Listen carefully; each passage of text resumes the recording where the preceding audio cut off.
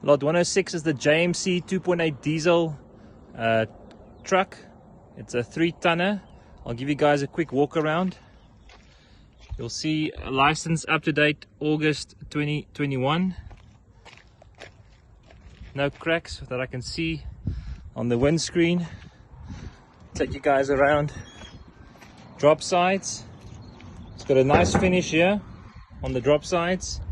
If you have a look at the bin, what you expect from a working bin, but guys, not rusted through, no glaring holes.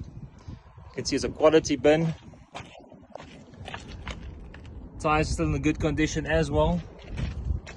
There's the spare. Come around the back.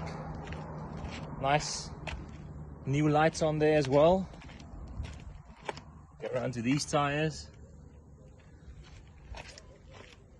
Alright, so that's the walk around, if that helps at all. I'll take you guys inside quickly.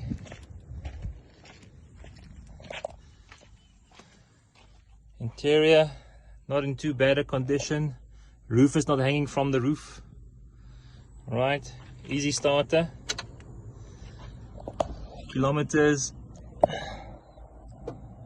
113. What a start.